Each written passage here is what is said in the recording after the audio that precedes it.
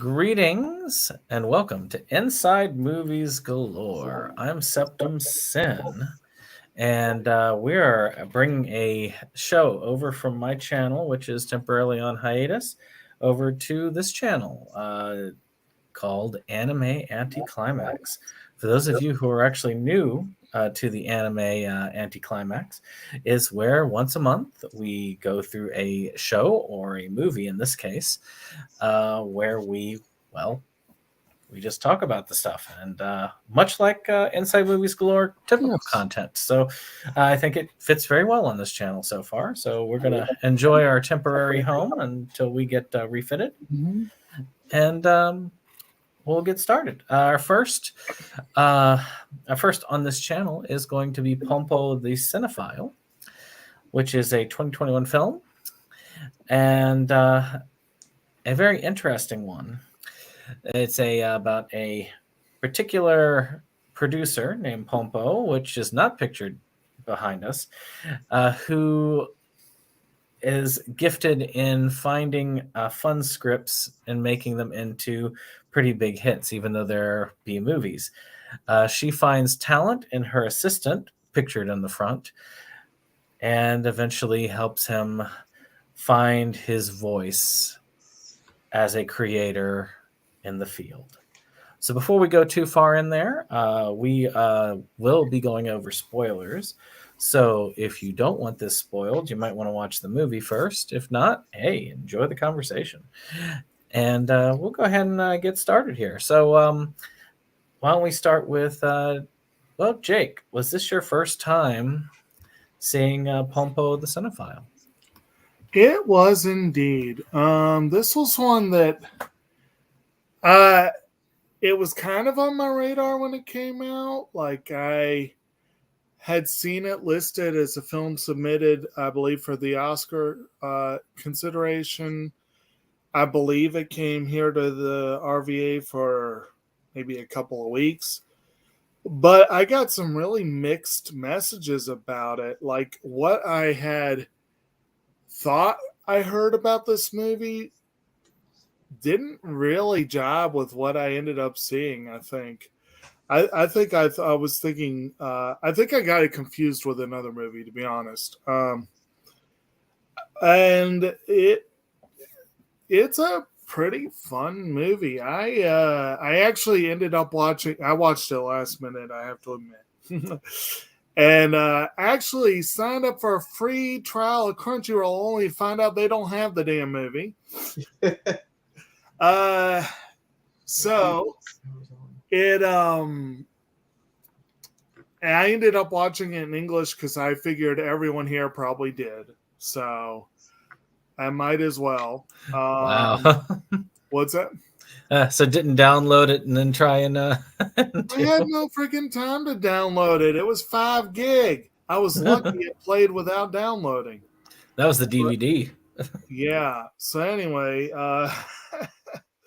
I would say this had a perfectly decent English dub. I didn't have much of any issue. If I had any issue at all, it was that Natalie's voice was a little thin and high. I would have liked it if it was a little not as much. But otherwise, I thought it was a pretty good dub. But the film, artistically, it was a very visual film, which I guess is appropriate. And I really did enjoy that. And I thought it had some interesting things to say on the creative process. Yeah, it was a fun movie. I'm glad I finally got to see it. Oh, right. So, Roger, was this your first time with Pompo? Well, to tell you the truth, I think with the first time ever, yeah, this is the first time I've actually seen Pompo the Cinefile. I was more familiar with the manga. I got to see it ever so often at the manga store, and of course I was a little bit surprised that I actually made a movie out of it. It was completely beneath my radar. By the look of it, I really got, I don't know how everybody else felt, but I really got a strong Trigger feeling from it. Studio Trigger, the art style, the some exaggeration, the good flowing good flowing. For me, there's going to be some different feelings about it, but it's a good flowing anime. The design was, was all right. I mean, I really don't have any problems with the movie. I've seen plenty of movies. So, this was, I was not expecting to be entertained from it. It's after all, something called Pompo, the Cinefile. I was mildly surprised that it definitely did enjoy the movie. Would I buy it? Yeah. It's a viable show. Definitely. All right. Brittany, was this your first time with Pompo? Yeah, it is my first time. I of course watch it on Prime. It's available on Prime and YouTube for rent and purchase. Just a note for people who want to know where they could get it digitally.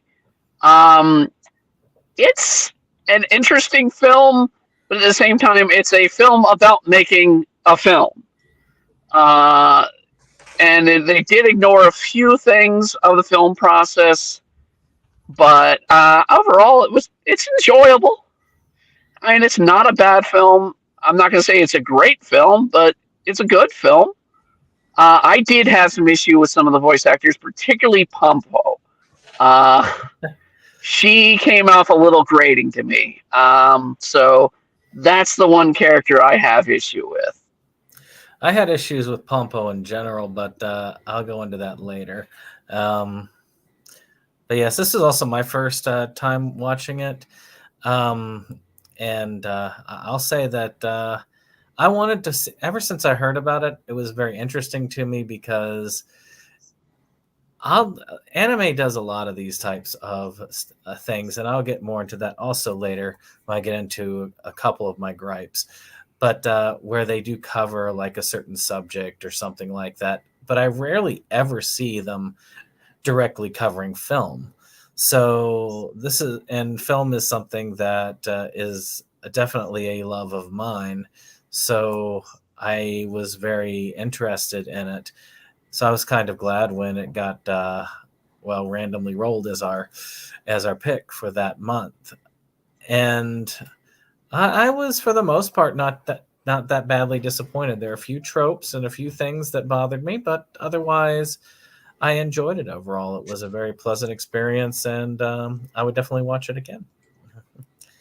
So we'll just dive in.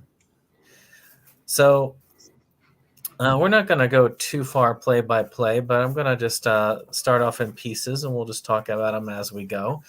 The first characters that we are introduced to are, Pompo and the assistant, essentially. And, of course, we got our B-movie actress. And we find out that Pompo is this producer that likes to get these B-movie scripts and try to make them into really good films. So I take it she'd do, films like we cover on Schlockaholics, I'm sure that she'd probably take a Shackle Demon Project up or something like that and go for it. And of course, the blonde here, the blonde woman, is one of the main actresses that stars in a lot of these. And he's pretty much, your typical gopher getting coffee and all this, but you can tell he really loves movies. He's got his little playbook that he loves writing in different things that he's got in there. Because he wants to eventually be a creator of these films. That's Gene. Gene's the name of the main of the director / go-getter. And what was it? Misty? Mistia. Yeah. Mistia. Okay. So, it's the name of the actress. So I guess the first thing is to go over those characters, because those are the ones really that we first get introduced to. I will start by saying Pompo was one of the few characters that annoyed me. Not necessarily. Actually, it goes back to something, Brittany, you were covering last time, which was overused traits. And maybe this wouldn't bother me as much if I hadn't seen it used over and over again. But the whole little girl genius trait of determinate age annoys me. It annoys me a lot, and that unfortunately did play into that. But what did y'all think of Pompo? Well, that's definitely, as you said, a widely and probably overused trope. And she did give off some of the vibes of, ones that we've seen like that before. Like I'm thinking of, is it Rebecca, the character from Pawnee Pawnee? I guess like It's been a but long this time since I've seen Pony Pony to remember the characters. Oh yeah, but this Rebecca is was the child teacher, and you got Negi, who is a child sorcerer, or you've got the alcoholic teacher from a certain scientific index. I would say the Pompo and Jean are like two sides of Negi. Like she is, when he steps up and he's more assertive and assured and confident, he's more like Pompo, and most of the time he's more like Jean. I think I would have liked Pompo better if they had made her an adult.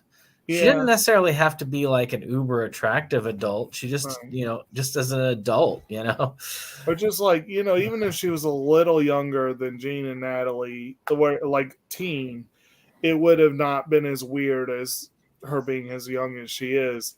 I mean, we never really got her age. I think they were hinting at her being teen, but like young teen. Yeah.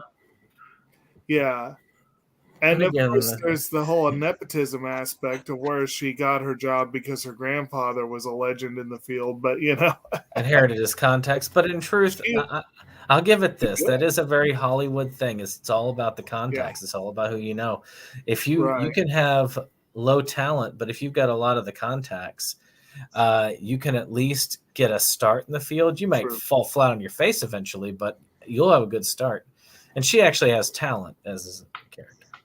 And I mean, how else would a first-time director land supposedly the best actor in the industry, who's been retired for 10 years?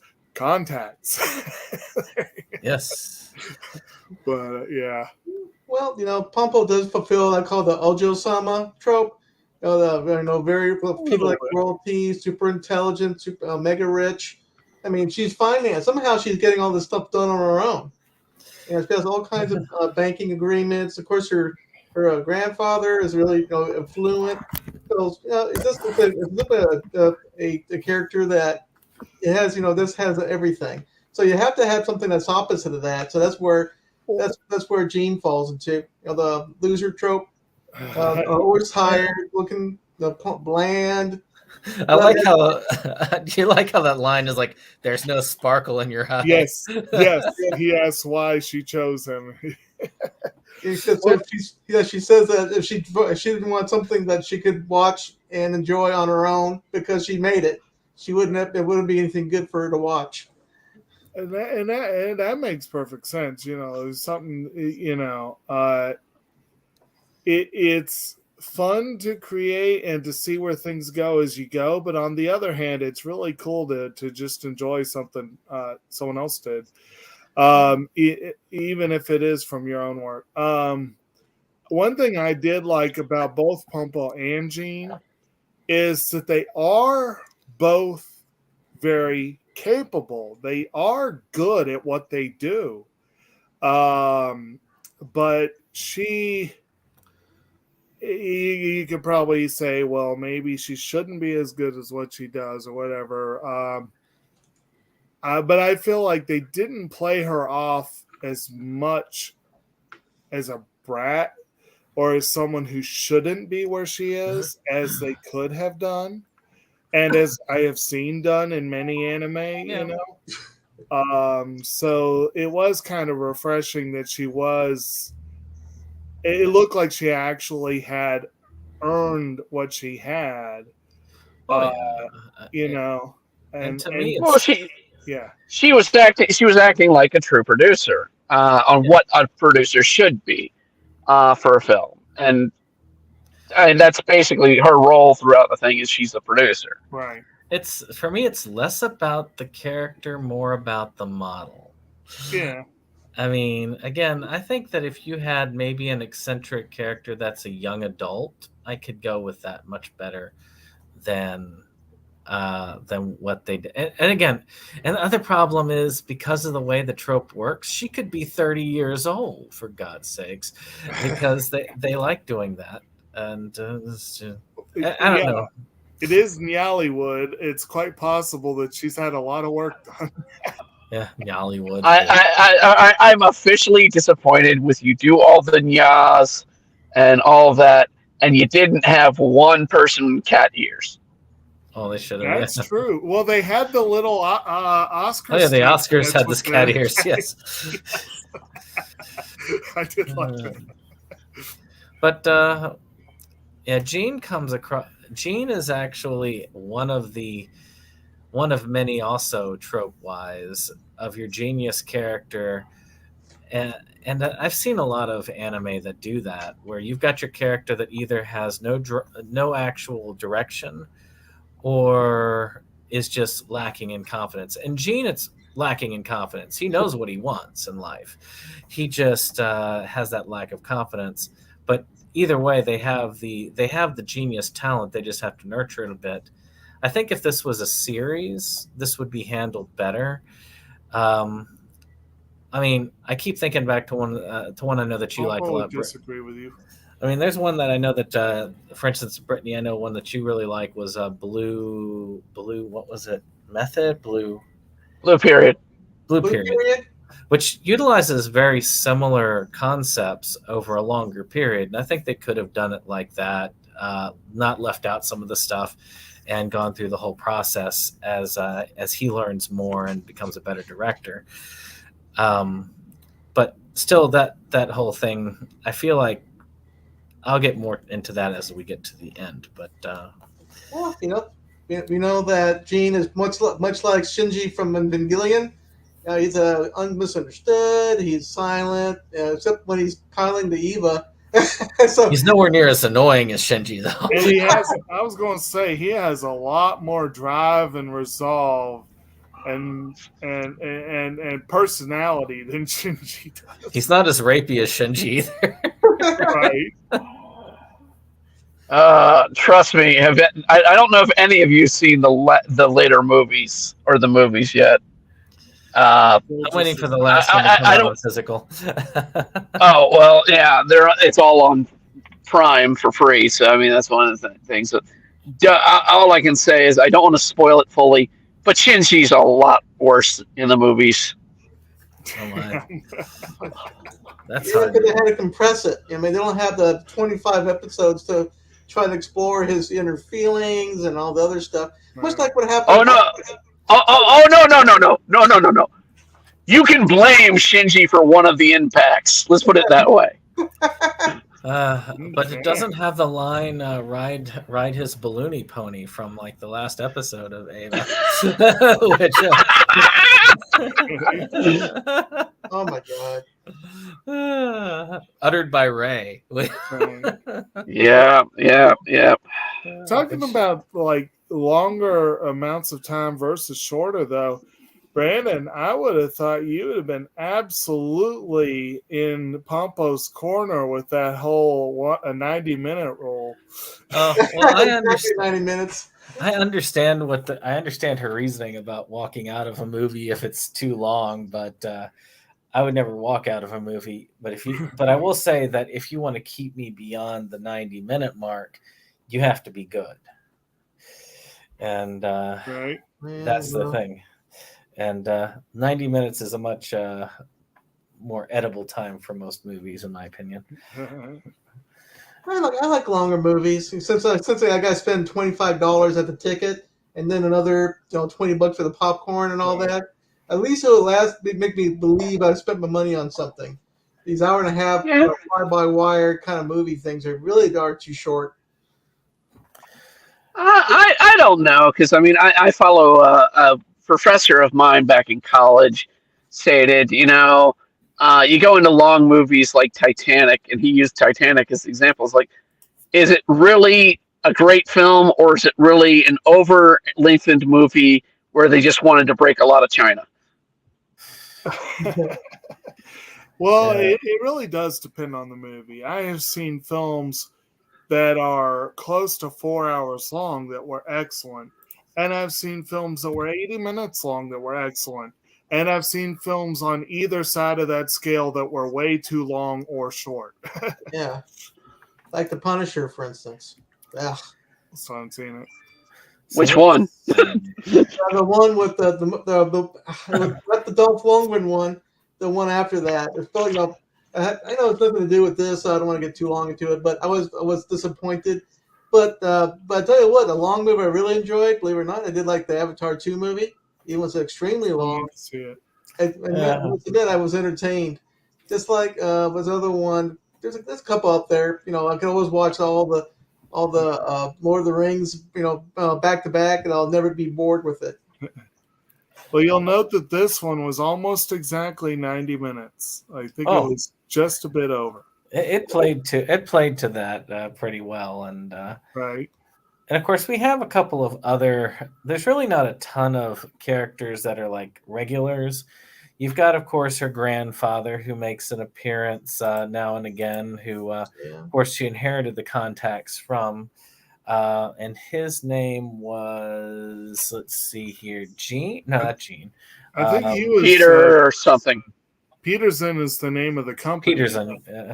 Peterson is the actual name of the character. So by John H. Mayer did his voice.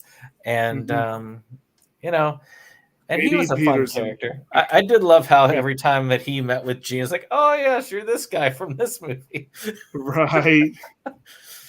But he plays a lot of the guiding hand. And then, of course, you have Natalie, who is the fresh young starlet.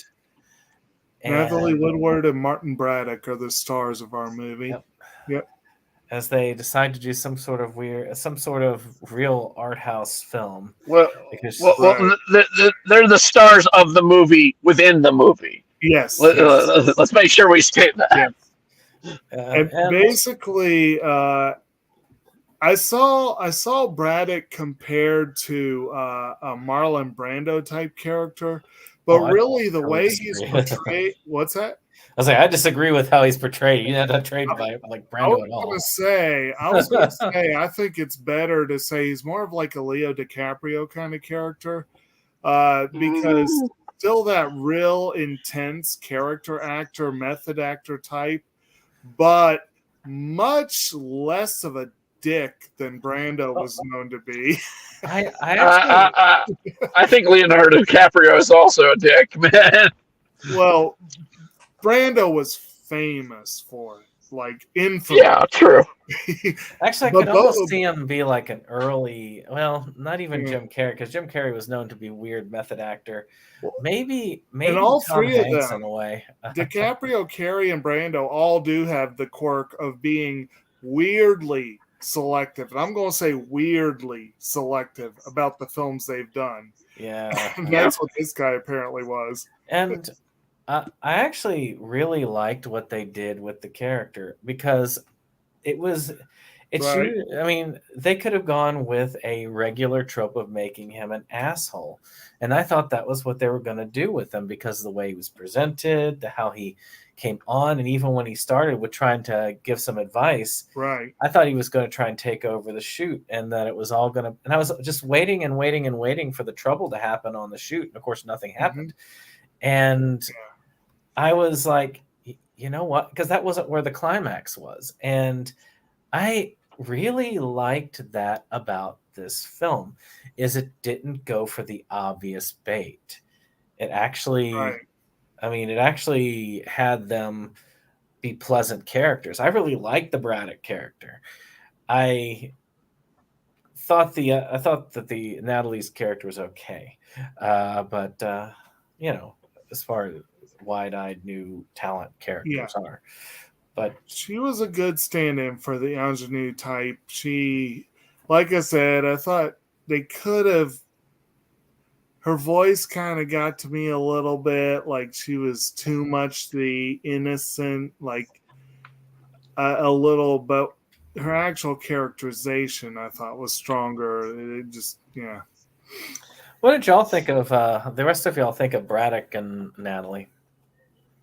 I mean, I definitely feel Braddock is sort of he's the professional actor that's been through it all and has some experience. And he could have gone the route, like you said, where they could have taken him and been like, oh, he's being pompous and trying to direct the film the way he wants it to be done. But we also kind of got that moment beforehand where Gene was told by Peterson to not let him do that. That you're the director, don't do that. Actually, it wasn't Peterson. It was the other director that he worked for. Yeah, the little guy that you see in the corner there with the glasses right under Braddock, which is which is the blonde guy with the mustache. Right. And he directs most I think was the director, right? Yeah, he directs most of Pompo's B movies, which. I mean, it was really cool watching Mistia with the machine gun attacking the giant squid monster thing at the beginning of the.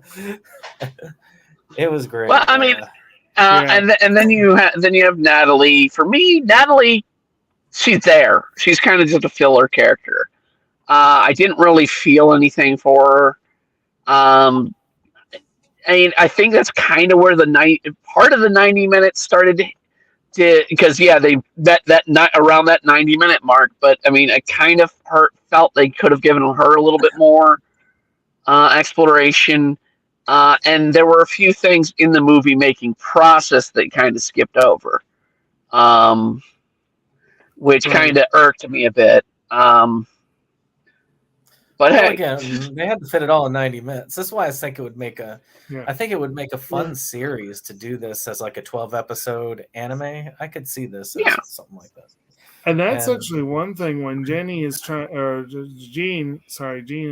to edit the film, and he just like it's so dang hard, and I'm like, I can kind of like I haven't tried to edit a full-length feature film myself, but I kind of know a little bit about trying to make hard choices and leaving things on the cutting room floor, as it were. Not an easy thing. And so if a little bit of that happened in this movie, I wonder if any of that was intentional. You know what I mean? Maybe. Yeah. Maybe not. But I think that there's a lot of meta involved in this, and it would not. I mean, it's no doubt why they had this just around 90 minutes. I'm pretty sure that was also driven home by the by the actual story.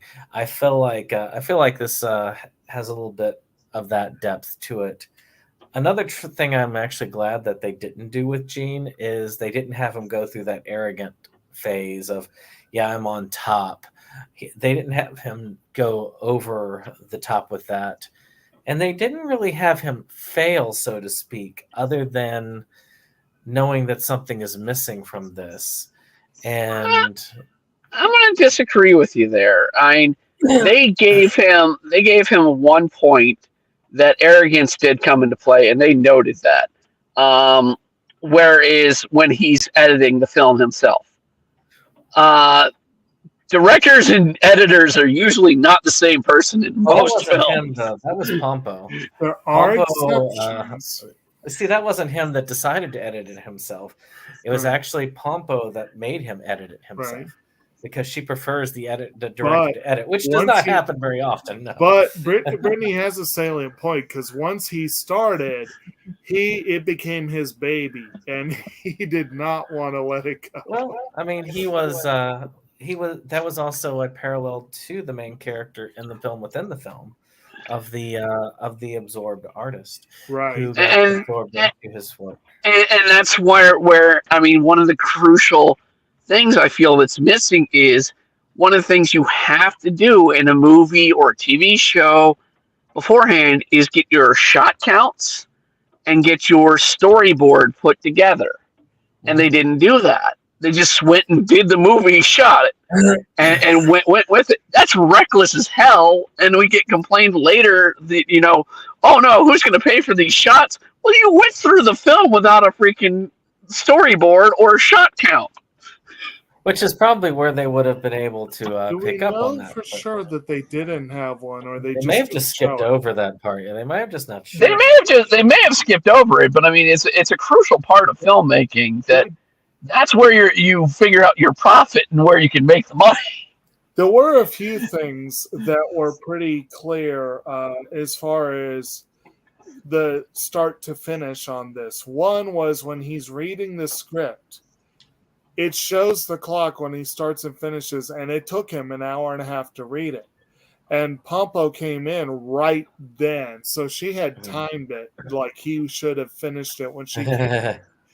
So there was that. So you knew, and I think I've heard something like a page of script is supposed to translate to a minute of film or something like that. No, God, no. God, no. Well, there is some sort of correlation. Maybe I'm getting the figures wrong there, but I know there's supposed to be a correlation. That script was way more than 90 pages. It looked like it, yes, it definitely looked like it. If that were the case, any TV show would be 30-page script, and that is not true. Oh my God, no. Okay, so maybe it's more double or triple that. I don't know. I've seen the correlation. I just can't remember it. But that was one of the things. The other, there's of course the big thing at the end where he wants to do reshoots. But the other thing was there was that one scene as they were filming that they just kind of improvised a scene almost, and everyone got on board, and it all turned into this great collaborative moment that apparently ended up on the cutting room floor, which was kind of sad. But it was pretty clear. He said they had 72 hours of film. So it was pretty clear that either there were a lot of scenes that were shot several times, or they did several of those kind of scenes. Because they had a lot of film to work with. Yeah. But yeah. And which some directors are famous for getting it all done in just a few takes.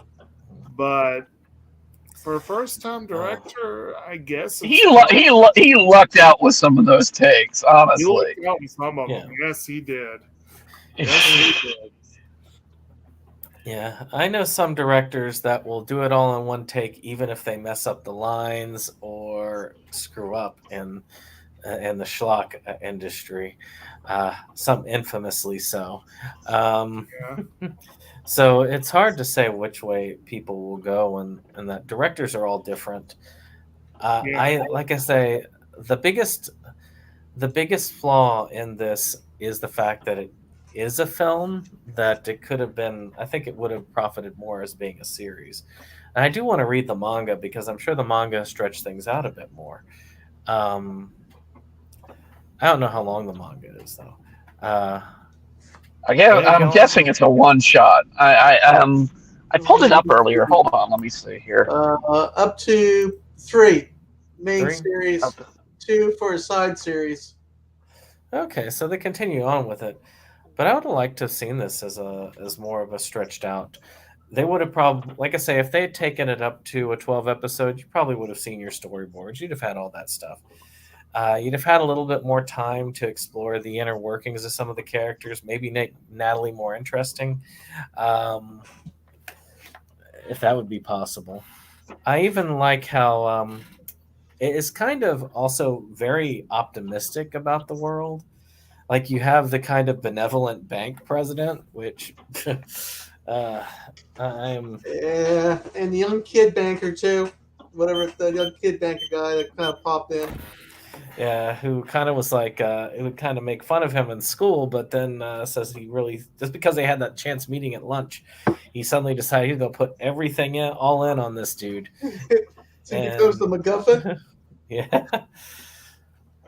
But, which is the only thing that always that bothers me about some of these series. I mean, usually the series or movie is about something like filmmaking, painting, whatever, and it gives you a little bit of the insight into it, but you always have the genius character that uncovers their genius and this is their true love to do.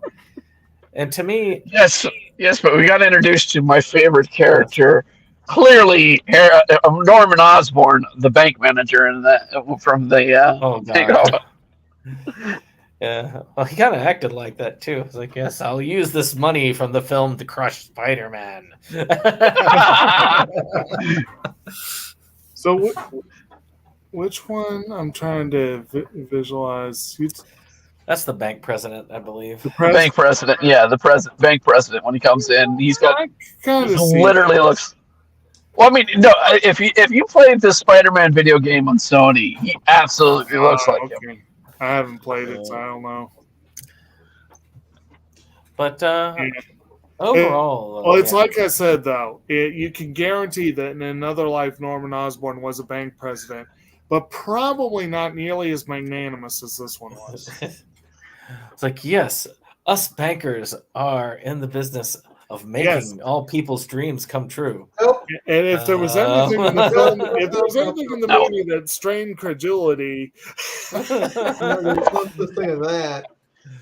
Yes, because what I think of putting in my money for deposit, I think of putting dreams come true, not paying bills.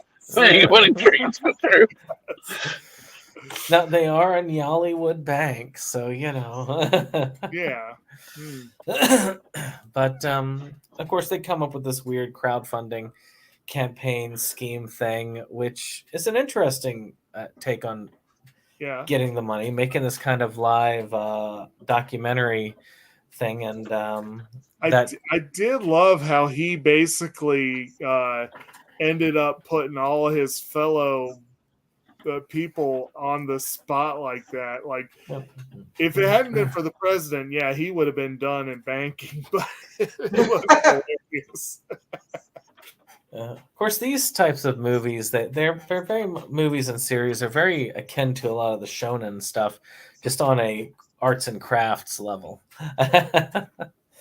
You even have that part where he's doing the film, where he's doing the editing, and you can see him with like the big sword cutting the film. Right. A little bit of, I guess, some flair and all that, but I have to admit that there's precious few, really well done anime movies. All of them suffer from a certain amount of length issues and telling the story issue. To feel that's complete, but not overly, too big of a meal. The Pompo is like the opposite of that. It's like a bunch of short meals put together. The bicycle with its parts analogy is made of parts. It's a parts movie. It's not a bad movie. It's just a parts movie. It's just nothing more than nothing more than that. All right, and a note, as we just said a few moments ago, for those who have never done editing, you do not use a giant sword to cut them. I do that all the time for my YouTube videos. I will credit the film because I don't think if you guys have ever done it, but Peterson was doing something I used to have to do in the film, which was hand at splicing film. And I've also hand spliced videotape, which is even worse.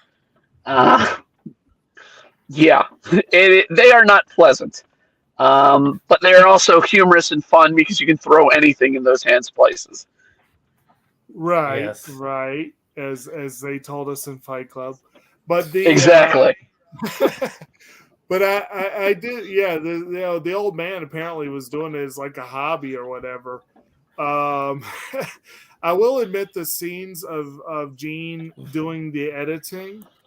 Roger, you said at the top of this that you felt like this looked like a Trigger production.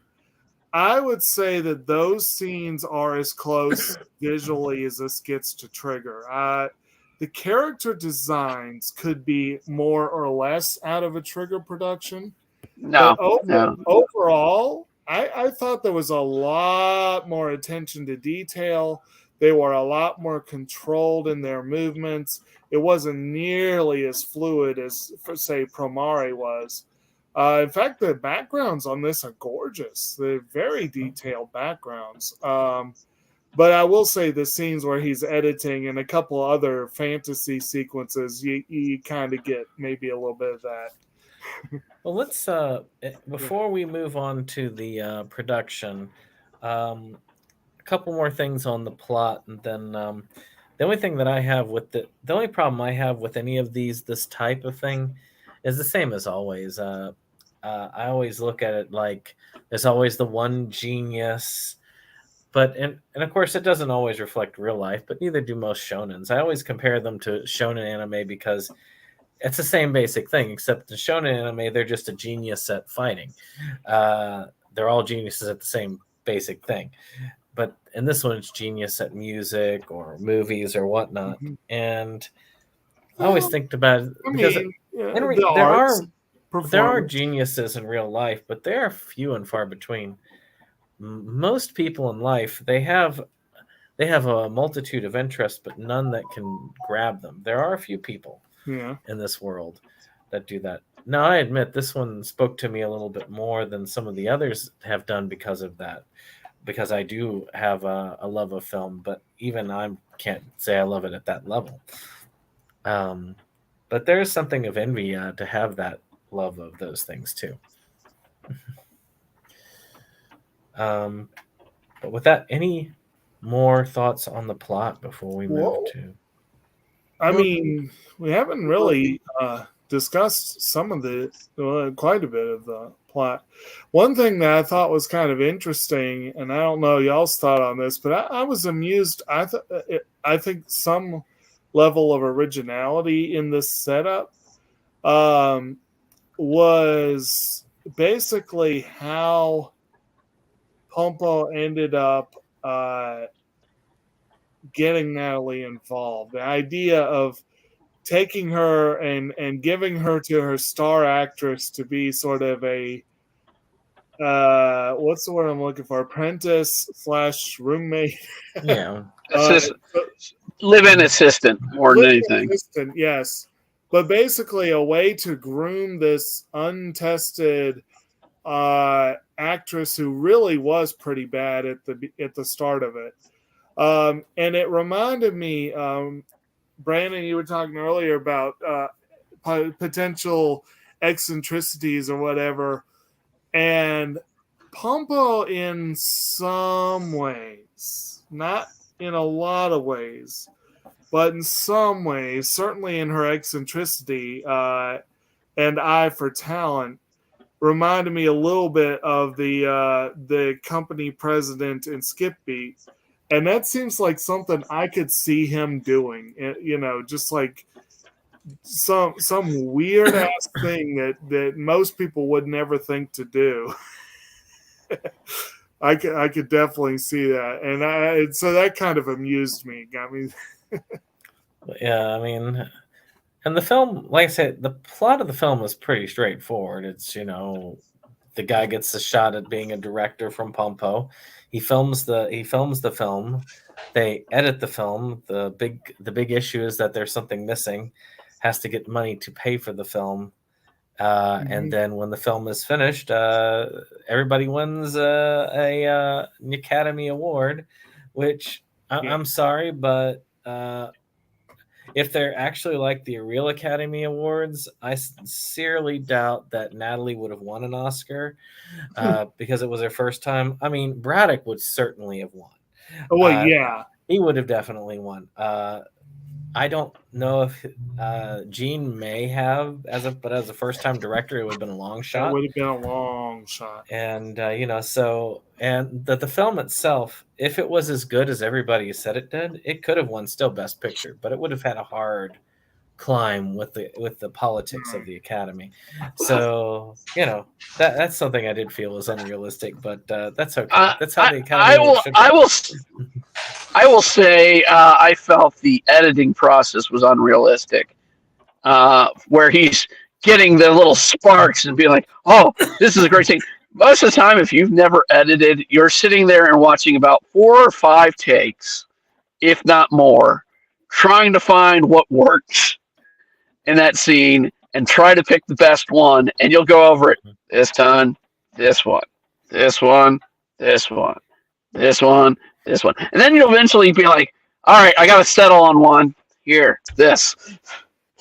Well, and I think they did a little bit, but they tried to make it more interesting, because if they did that, it would have been a very boring part of the movie. Right.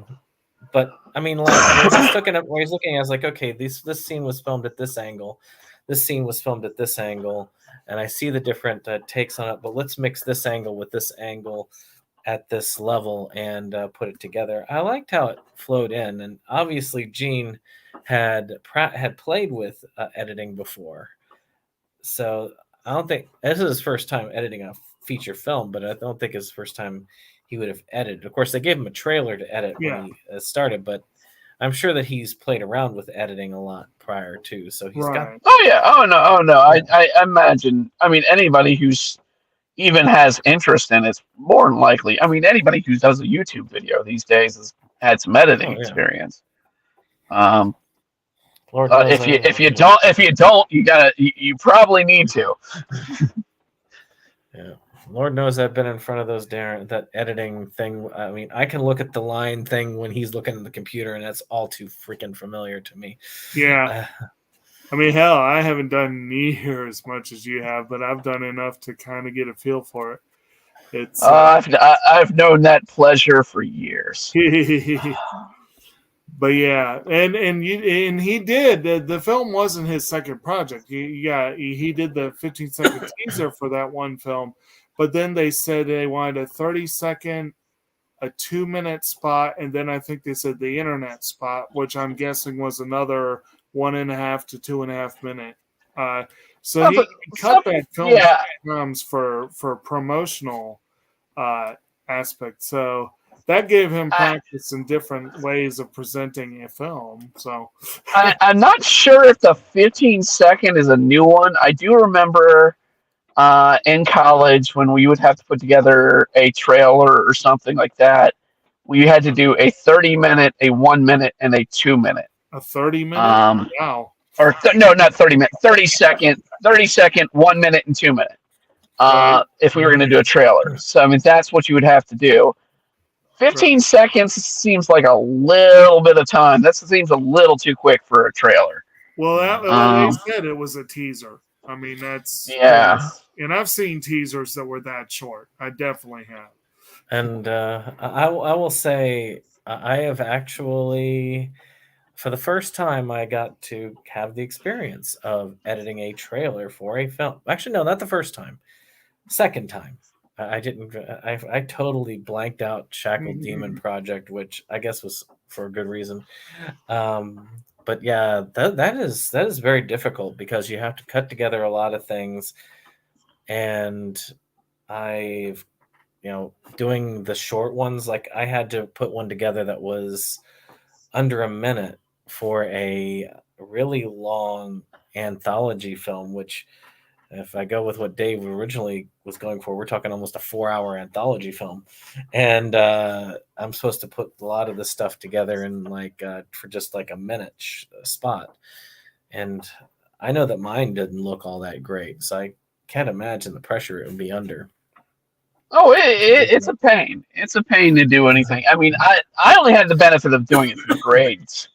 And then doing it for my own work, occasionally here and there, but it's a pressure to get something right, to get something clean, and get something in that timeline. I have great honor to whoever does it editing wise in the film industry that can put together a great trailer. There are a lot of snooze fest trailers out there, but if you can catch an audience. Right. Great job, man. It's. Oh yeah, and the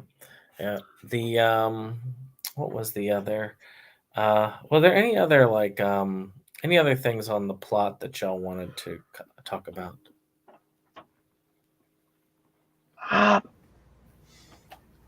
think the only other thing was, we definitely.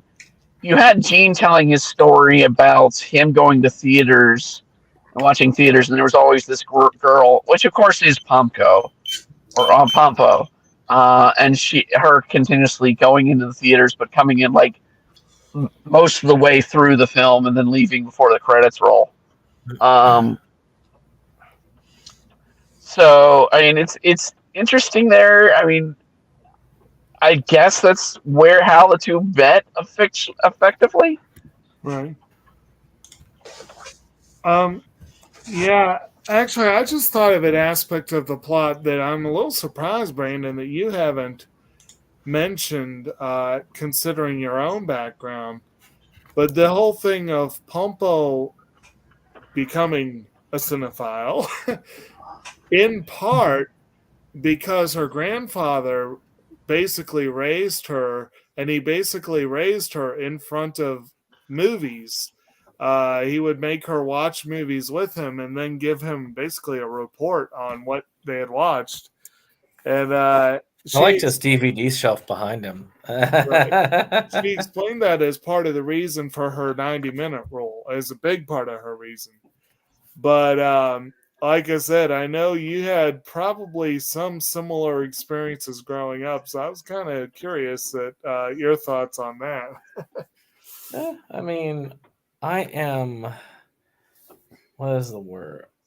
I am not. I never grew up watching a lot of films with people, so it's kind of.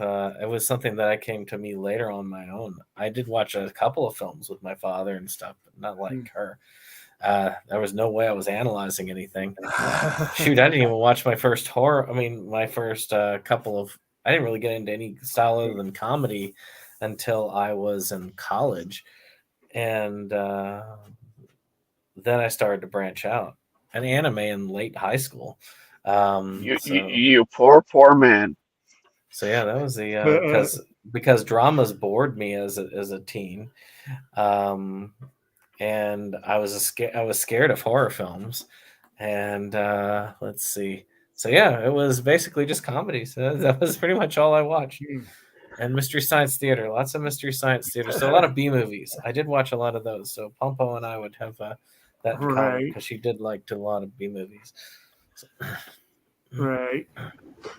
And apparently she made good B movies. So, like it would probably be like, I don't know, some of the stuff we've done on Movies Galore, I kind of feel like maybe she would have done something. Well, there was that one movie poster, that reminded me a lot. I can't remember the name of the movie, but it reminded me a lot of the poster for Planet Terror. So I was kind of thinking like she might be in the same vein as Robert Rodriguez or somewhere like that. And I'm like, that might be pretty fun. Well, I mean, Hollywood, to make money for the big movies, often you got to make schlock, and schlock sells. Yeah. Well, like that, especially if you're good at it. I mean, it's just like the channel name for the channel I'm on, other than here it's Schlockaholics. So we're all about the schlock. Actually, yeah, even you, Brittany, you were on with us for one episode recently. So yep. So yeah, but anything else about the plot? I think that pretty much covers it. Yeah, like I say, the plot is for the most part simplistic. It's just there are little moments that come throughout. As Roger said, pieces that can be brought out. But if you really want to look at it, it's actually a pretty simple structure.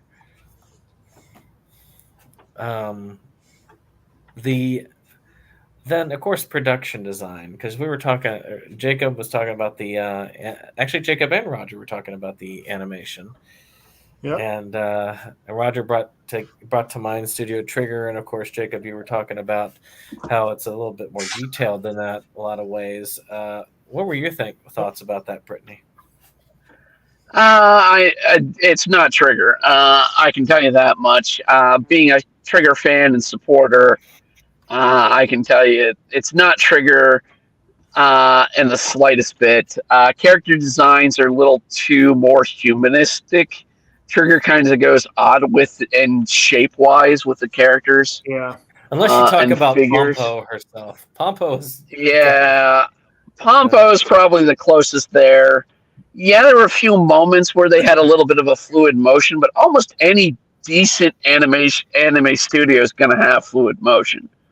I mean, everything from the big guys over to now down to Clap here, who's the studio that made this. So I mean, if you're gonna make animation, make it fluid. If you don't, then just do live action. There's no point in wasting, cellulite and lots more money to make animation than a live action.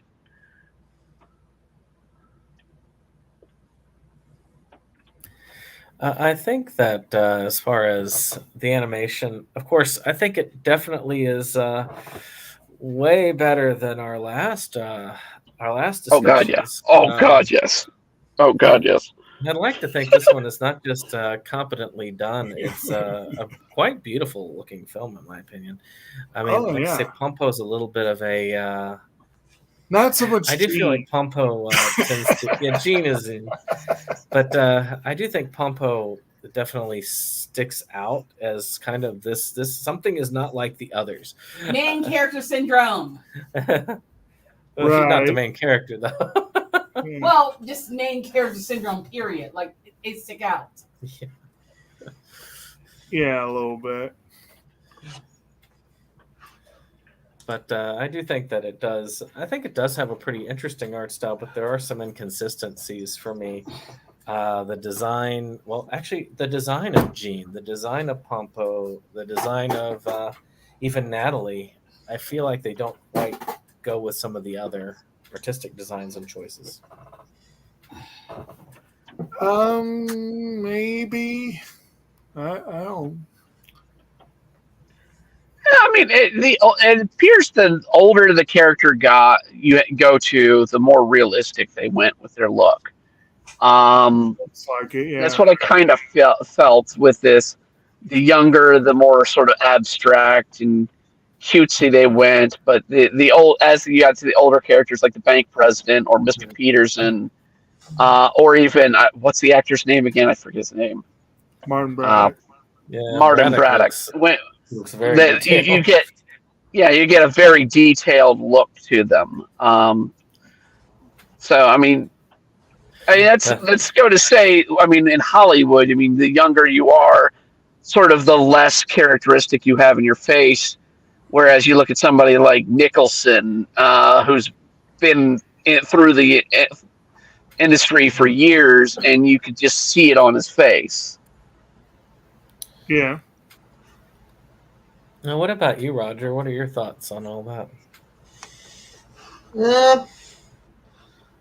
I think I said I pretty much I said my piece. I mean, did you like the animation of it all? Well, I did like the animation. I mean, I said, that's my first gut feeling.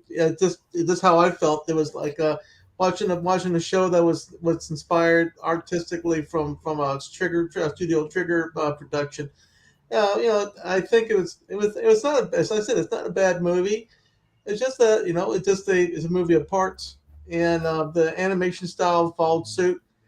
It's all right. I mean, there's simply not much for me to state other than it was a fluid type show.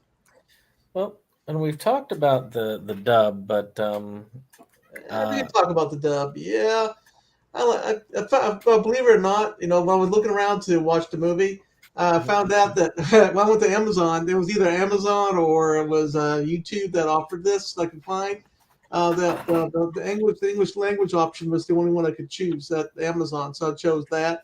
I was prepared to be just be disappointed. Just plain simple. So I have to watch it in English. It's going to suck. But you know what? For what I've said about the movie, I think that the English acting was very competent. I really didn't have any problems with any of the characters, including Pompo. It's just an energetic character. I have to accept her, but there wasn't any screeching. The terrible, great on screeching. There was a little bit of yelling and screaming, yeah, but I've heard much worse. The main character, Gene was all right. He was presented moodily, and he talked quietly, eccentrically when he had to. Was well done. The main lady, older, the beautiful girl kind of the actress was done well. I mean, then the younger girl, what's her name again? Natalie. I mean, and she was simply the young star of the pedestal, and she had a young voice. Really liked it. The older, Pompo's grandfather was properly acted by an elderly gentleman. So and of course the older Braddock, was well voice acted. So, for once, I was more impressed with the voice acting than I was with the film. And that has something to do with me actually finding a decent film for me to say that the English voice acting was well done. Really don't have any issues with any of it. What's interesting is that the cast was mostly people that I don't know if you guys would disagree, but I recognize almost none of these names. Pompo is Brianna Gentilela. Jean is Christopher Trindade. Mistia is Ann Yatko. Nathalie is Jackie Lastra. Alan is Jonah Platt. Martin is Kenneth Cavett. Peterson is John H. Mayer. But the ADR director and caster was Stephanie Shea. And she, of course, is a veteran going back some way. Michael Sinner Nicholas, I know, has also been around for some time. So there was some behind the. What's that? I kind of recognize Platt, I think, but I mean this to note, the dubbing is done by G Kids, who's now got the rights to most of Miyazaki's films. Right. So they're the ones who put together the dubbing. I don't know where they got the cast, because they're not great big name. Like I said, there's no big anime names, or even, to my knowledge, acting names on the film. Right. Actually, I do feel like it's very interesting to have G Kids as pretty much, which is a division of Shout Factory pretty much these days, doing this, because there is kind of that, because they're all about films, it's kind of fun to see them release a film about making film. That's kind of cool.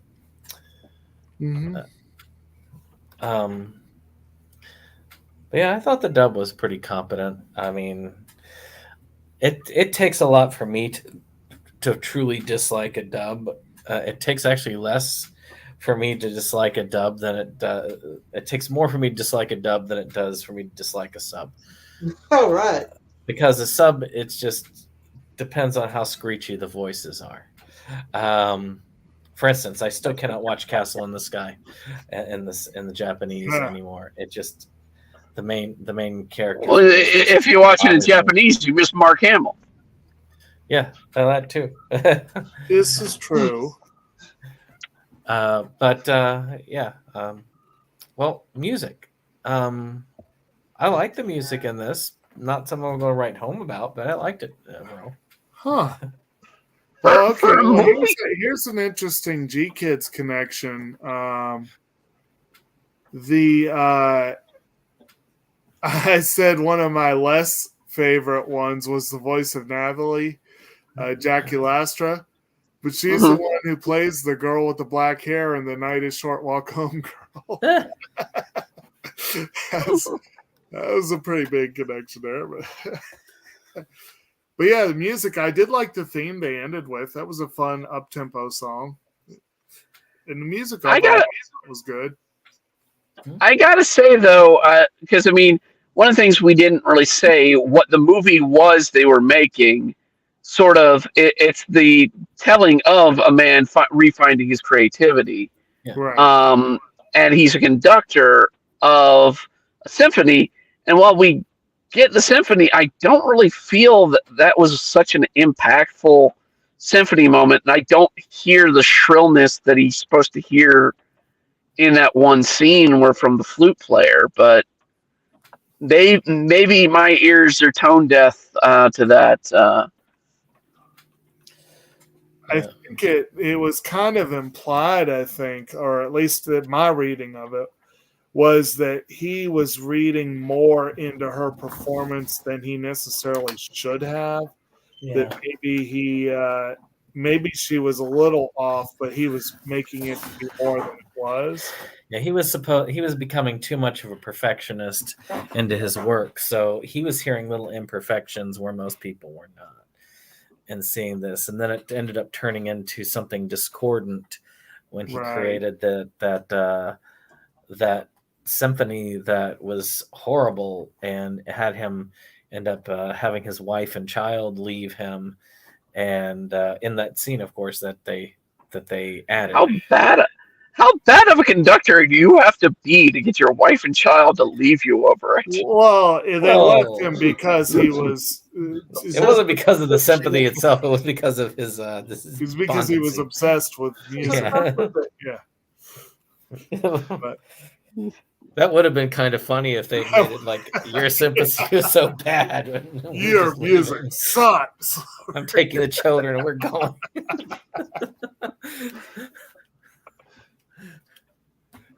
Which would go I in will line with the admit- B-movie connection. I will admit, it would have been nice if the music in those scenes had been a little more memorable. I don't know. Maybe if I see the movie a couple more times, it will be. But on first viewing, it wasn't anything that really stuck in my brain. Yeah, nothing kind of stuck with me with the music too much. Well, something that could have probably benefited from either a longer runtime, which wouldn't have worked if you're going with what they want, or or making it into a series instead of a. I really think that most of it could have benefited from having more to it. It's rare these days. I feel like more time. I'm like, God, this is way too long. But in this case, I actually could have used more. But wouldn't this be? I'm trying to remember the anime of making anime. I'm forgetting it off the top of my head. Are you talking about like the one with the the You one talking that they used to do with about the. What? You talking about Kurobako? Shirobako. Yes. I love Yes, that. this is animation very- runner for me. No. I really do feel a lot in watching this, the Shirobako vibes, which was a series about making anime Yep. and the process of doing it, but they showed you each step into it in the series. They could make that something like that where you're doing each step of making an actual movie, which would be fun. Yeah. And it would be ground that you don't see covered as often in anime, that is strange because you don't really have that ground. It's almost everything is covered by anime these days. So hey, it's an area that could definitely. I've got here a pretty extensive group of people who have seen a lot of anime.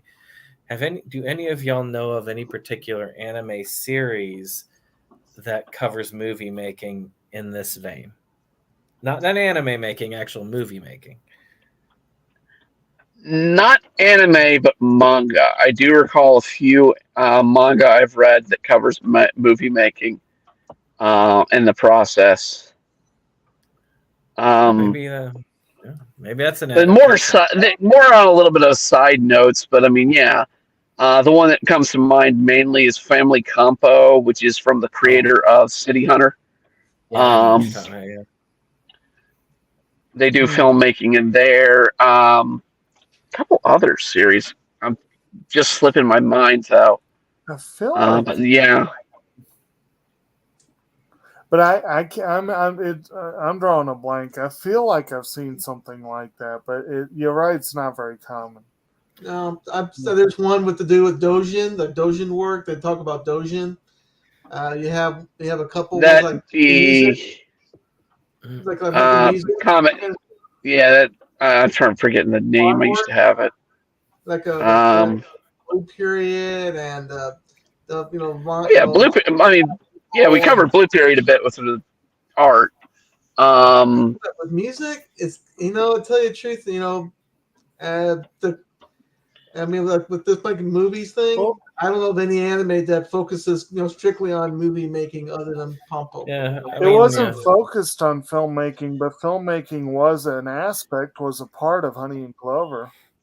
Music. I will say, Your Lie in April. If you wanted to see a music or Beck, It's a good one. Oh, there's a lot on music if you really want. Yeah, music. No, is another good one. Yeah, about it. Kids Music on the Slope, creation. Film. I mean, Yeah. Up on the Hill. Was it something on the hill? I can't think of that Kids one. on the Slope. Kids on the Slope. That was Yeah. really good. That was. But and of course, there's a ton on manga. There's a ton on anime, but movies themselves, I just don't Just see it movie, as movie. much. So that Yeah. is an angle I think that they could actually hit. I think something I need to pick up just to round out the Indeed. collection. A little more rounder. Yep. You're So right. it's just kind of fun to hit something like that. And I'll give it about this with Blue Period is that Blue Period is one of the few that actually covers art, not manga or anything, but actual art. Now there are others that hit that angle. But this one I can't think Right. of any that hit it directly like this. No. I don't know. But I guess, does anybody have anything else to say on Pompo before we get to favorite scenes? No.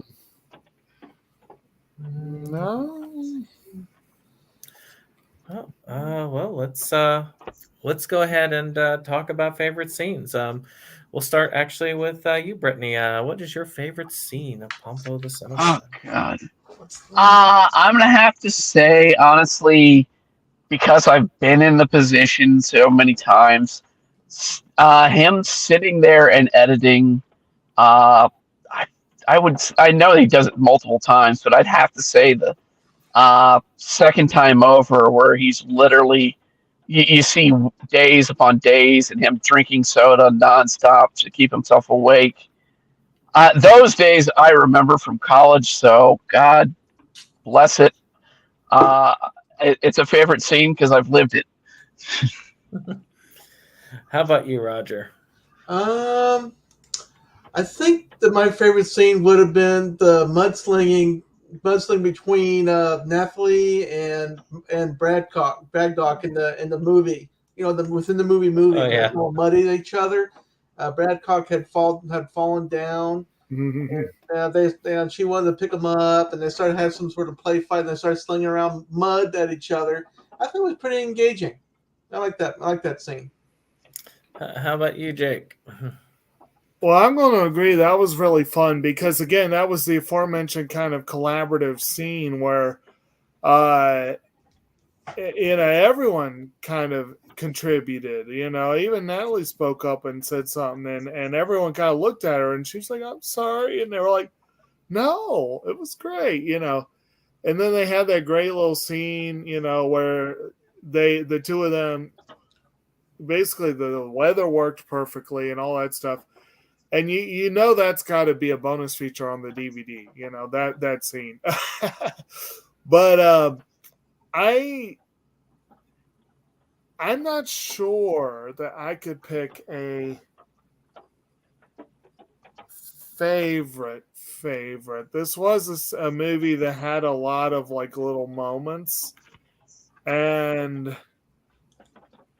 maybe if my first viewing wasn't so fresh in my mind, I would have a better idea of which ones would stick with me. There were a lot of fun moments. So, and I'm trying to think of any that would stand out more. Maybe the first time that he sees Natalie as he's going by on the bus, that was a really neat little scene. The scene where Braddock does start to give the advice, and you think he's going to be another pompous sort of Brando type or Edward Norton type kind of character, and then it turns out that he just, but I really want to hear what you say, and he actually meant it. That was it's kind of fun. I like where they're in that they're having the lunch. It's like, yes, let's go out drinking after this. Like, no. Yeah, there were. Like I said, I'm not sure I could pick a clear favorite, but I did like, and again, I did like the little touch where the Oscar statuettes had the cat ears. That amused me. For me, I like the part where he's actually asking to screen a film, and she comes in out of that curiosity to see where he's watching the film, and you got to get that explanation more about long movies and how it doesn't grab her, and that to me is an interesting way of looking at it. And I can relate a little bit to that because after a certain time, if it's not a really good film and it starts going beyond that, and I've seen some really bad 2 and 3 hour movie films, and I will Yeah. tell you that's you're sitting there watching the clock as it's running out. So Or, I mean, I've said for years, Pi is a 90-minute film, and it's one of the longest films I've ever seen. true enough.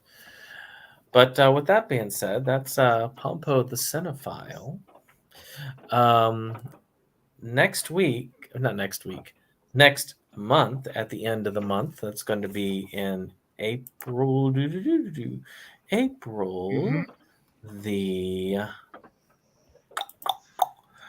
April the 2nd. At What? No. April the 25th. Sorry, my bad. April the 25th at our 9 p.m. Eastern time for East Coast peoples. We will be covering the one we were supposed to cover at the end of this month, but kind of got delayed with carrying. So I figured that the movie would be much easier to fit in than all of the first season of To Love Rue. So we'll be hitting To Love Rue at the end of April. So that's going to be very fun. So as we head out on this, and when we go off air, I'd like for y'all to hang around for just a moment. Sure. But before we go off air, let's go to each one of you, and you can tell me what you do. But also, I want you to throw out a schlock film and an art house film. Not necessarily your favorite, just one that you would like more people to know about. But we'll start with Jake. I know you have plenty of art house films you'd want people to know about, but schlock films, that's an interesting thing. Tell us about yourself, a schlock film and an art house film that you would recommend to the audience. Well, I'm Kotobukijake, and as our regular viewers will know, or at least guests from our regular channel will know, I am typically the co-host of SeptumSin versus the World, and I am also a frequent guest on this channel, Inside Movies Galore, because in fact, this week we discussed a selection of mine, the 1999 The Mummy, which was a very amusing and fun film, and we had a good discussion on it. Unfortunately, Brandon, we missed you on that one, but well, yeah, and of course, Brittany and Roger are always free to show up too if they so desire. But we will be doing animation next month, so maybe you guys might want to, I don't know. But I, of course, keep very, very, very busy most of the time. I have a 40-hour job, and on top of it, I am the co-founder of a native plant nursery, and it is now spring, so it is the busy season.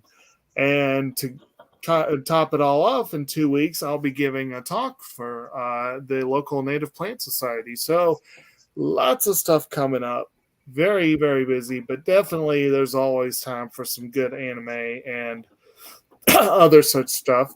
And, well, Roger, to answer your question, I'll give you an example of each. Typically, with schlock films, I'm going to assume, Brandon, that you're meaning C grade and worse? Or I'd say you could go B grade. I'll let you go B science grade. B grade. Okay, so I'll try to think of a couple that I really wish we had that I'd like us to cover on this channel eventually. A B grade movie that I quite enjoyed that I would like to see what Pompo would have done with this, especially with Mistia. I think she would have been great for the Carmen Electra role in the movie The Mating Habits of the Earthbound Human. That was a fun little movie from the late 90s that I think has largely been forgotten. It should make for a good discussion one of these days. Narrated by David Hyde Pierce, so it was a great mockumentary there. I love mockumentaries generally, so let's stick with that theme. I guess, because there have been some art house mockumentaries, and I would say Christopher Guest falls into that category. Would you agree, Brandon? Yeah, I'd say so. Okay. So the funniest movie ever made was Best in Show. I would give that art house distinction. That is one I really hope we get to cover one day because it's flipping hilarious, but artsy in a way. All right. How about you, Roger? Tell us a little bit about yourself. Well, my name is Roger. I've been watching anime for a long time, since the mid 70s. I've been collecting anime since 1991. I also run Animes and Collection Company. We're kind of tightly focused on large collections, collection show offs from anime figures and manga and the like. We got to spread out this recently to get more subject matter in. A lot of grumbling to get more Korean stuff in and more Chinese stuff in. I'm finally relented on that. So now we have a more happy family over there. Of course, SeptumSin has given me a big challenge. What in the heck am I going to choose for a slog film, which I have no idea what it is, other than what Kotobukijake told us. I think probably the closest thing, probably it's wrong, completely wrong, but the closest thing to a B movie I really enjoyed was RoboCop. Hey, in a way, it could be considered that, especially as you get later into the series. Yeah. As for an art house film, and I guess my impression of an art house film, something to do with, something that's really memorable, big, grand, something to do with cinematography and all that. Probably the closest thing. There's movies I can think about, but I would like to choose Ron. With big battle scenes and wide cinematography, and of course it's Japanese, which kind of helps me out with this particular anime. True enough. Well, how about you, Brittany? All right. I am also known as Embryo Arts, and I don't know as far as the VTubing goes. We've been on a bit of a hold, hoping to break out of that in the next month or so, depending on housing situations. But we are definitely going to be coming back with a lot of new content. Both a new comic series is going to be starting, as well as a new novel series we're going to be bringing out too. A little bit different than what we've been doing before. But some of the other stuff's going to be picking up. But we tend to do a lot of comic work. We have a comic series called Demon Blade. That's been a little bit on hiatus, as well as the art things. We do our Dining and Doodles, which has been growing in popularity across YouTube and Twitch. But we will be returning with those as well soon, where we do requested art each week. So that'll be coming in soon. And we will be having a novel come out, official novel that's been in the works for years. 11 Kingdoms is going to be coming back out soon. As well, I'm hoping. All plans forward. As far as the films, let's see. For a B movie, I'm going to say I don't even know if this is the right title for this because it's been years since I've watched it. Hunt for the Jersey Devil. It's a mockumentary like Jacob kind of was going into that ends up with a serial killing in the end. So definitely an interesting film that's played up along the same time that Blair Witch Project came out. And an art house film, having studied film history and all that, I gotta say Citizen Kane. All right. Well, of course, I'm SeptumSin. Right now, our channel is on hiatus for the moment, but we're going to come back stronger than ever, I'm sure.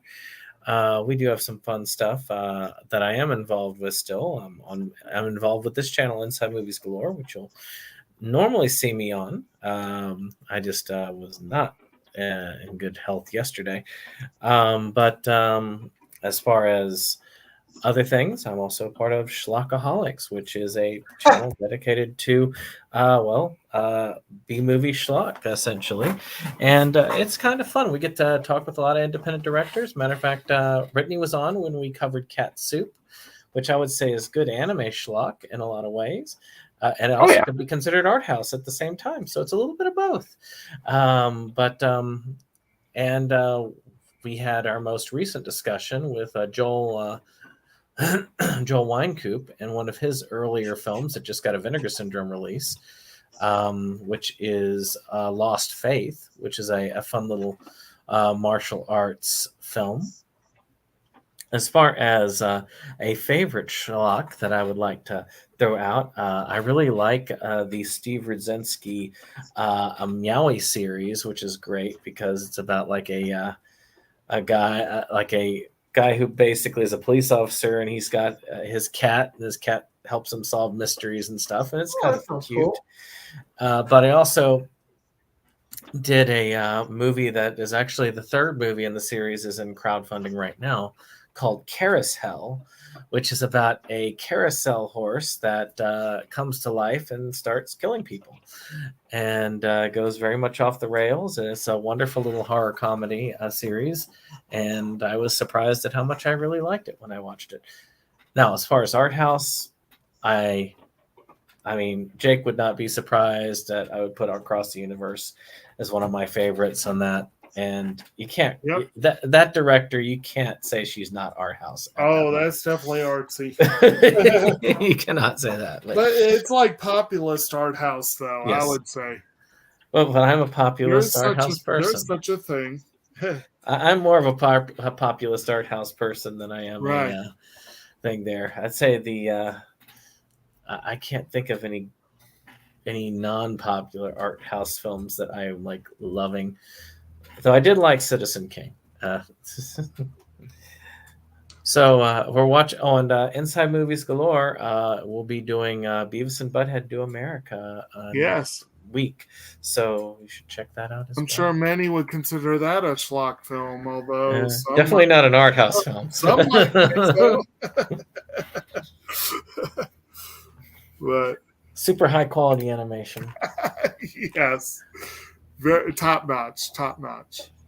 Well, with that being said, I hope you all have enjoyed, and we will see you on the next one with To Love Rue. I might actually have to take the time to watch the whole thing this month if I can fit it in, because I have never seen Darkness. So it might be fun to break those up. I want to. Like I said, my issues with the Blu-ray, who knows how many I'll get done before I have to just rip your copy and watch it. Or you can just break down and watch Prime. Oh wait, so that's on Prime? Darkness and Season 2 are on Prime. Well, what about actually, if you got High Dive, you could probably get all of them, can't you? I don't have High Dive. So. But it's cheaper. Yeah, it's a Sentai Film Works production. Yeah. Because it's a very because High Dive is cheap still. Oh yeah, God, it's like $5 or something. So yeah. It's worth it. That's for Is It Wrong to Pick Up Girls in a Dungeon was worth it. Okay. But they're still missing the OVA for that series. To Love Rue. Real quick, I just glanced to ANN, and I saw an image of Inuo, and we mentioned The Night is Short, Walk On Girl. The works of Masaki Yuasa might very well qualify as art house. In most cases. Oh, if I was going. If you're going anime, there's plenty of anime art house out there. Anything from Senkai? Anything by Makoto Shinkai as well, which I am looking forward to Suzune coming out soon. Mm-hmm. But anyway. So, thank you all, and we're going to end the broadcast, and we'll talk right after the broadcast, so hold on. Catch y'all later.